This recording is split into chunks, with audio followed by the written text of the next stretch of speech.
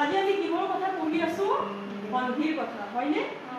আমাৰ শৰীৰৰ সন্ধি কি হয় দুটা অংশ আমি যদি লগ লগাব পাৰো আমাৰ শৰীৰৰ কি হয় বিভিন্ন অংশ আছে নে নাই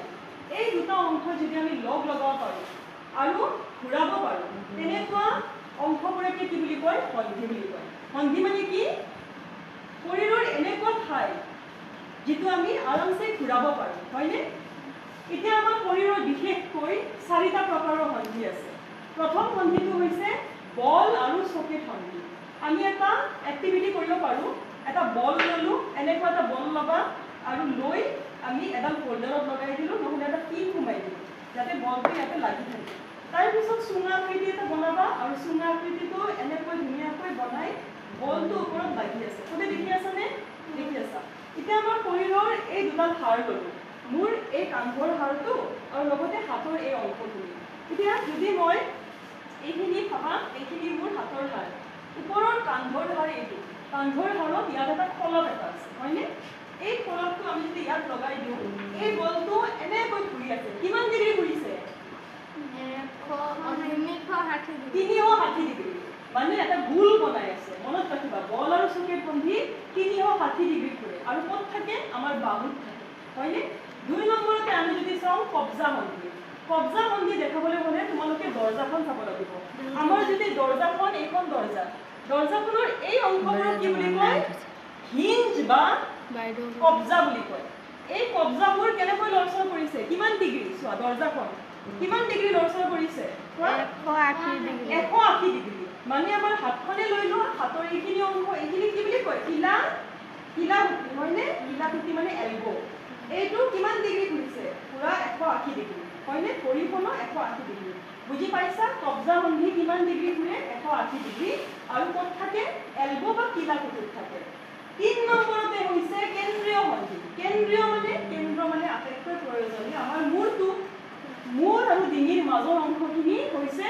কেন্দ্ৰীয় বা পাইভটেল জইণ্ট এটো কিমান ডিগ্ৰী ঘূৰে মূৰ পিছত এইফালে ঘূৰা এইফালে 90 ডিগ্ৰী হয়নে যদি আমি এইডালেৰে চাওঁ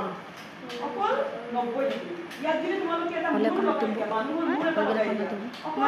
90 ডিগ্ৰী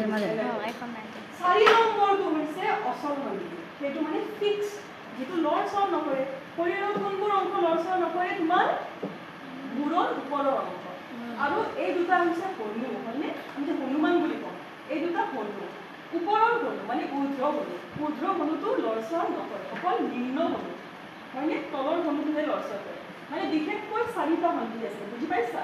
এই সন্ধিখিনি দুডাল হাড়ক লৰচৰ কৰিবলৈ আৰু শৰীৰৰ বিভিন্ন অংশ ঘূৰাবলৈ সহায় কৰে আমি গানৰ আকাৰেৰে মনত ৰাখিব পাৰোঁ বল আৰু চকেট সন্ধি ঘূৰে 360 ডিগ্ৰী হয়নে কবজা সন্ধি ঘূৰে কিমান কিলাকুটিত থাকে কতে কবজা সন্ধি কতে কিলাকুটি বতে বল আৰু চকেট বতে বাহু কবজা সন্ধি থাকে কিলাকুটিত ঘূৰে 180 ডিগ্ৰী আৰু কেন্দ্ৰীয় সন্ধি মানে পাইভটেল থাকে ডিঙি আৰু মূৰৰ মাজত ই ঘূৰে 90 ডিগ্ৰী অচল সন্ধি লৰচৰ নকৰে বুজি পাইছা বল আৰু চকেট বতে বাহু বতে বল আৰু চকেট ঘূৰে 360 ডিগ্ৰী কতে কবজা কতে কিলাকুটি ঘূৰে 180 ডিগ্ৰী কেন্দ্ৰীয় সন্ধি হৈছে প্ৰয়োজনীয় মুখ্য অংগ আমাৰ মূৰ আৰু ডিঙিৰ থাকে আৰু এইখিনি ঘূৰে 90 ডিগ্ৰী আৰু অচল সন্ধি মানে ফিক্স লৰচৰ নকৰে যেনেকৈ মূৰৰ ওপৰৰ অংশ আৰু উচ্চ সন্ধি বুজি পাইছে এইটো কি সন্ধি জালিম সেইটো চোৱা বল আৰু চকেট কিমান ডিগ্ৰী ঘূৰিছে 360 ভেৰি গুড উৎপল এই অংশখিনি কি হয় এই অংশখিনি কবজা কেনেকৈ লৰচৰ কৰে কিমান ডিগ্ৰী 9 ডিগ্ৰী 180 যোৱা দীপশিকা কি সন্ধি দেখাই আছা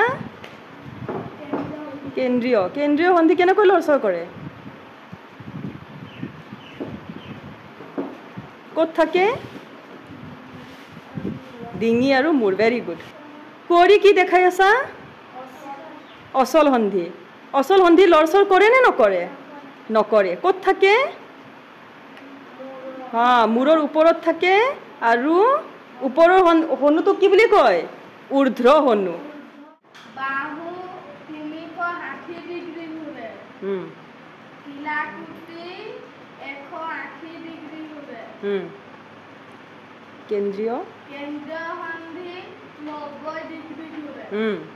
আৰু অচল সন্ধি নুঘূৰে দেখাই দিয়াচোন ভেৰি গুড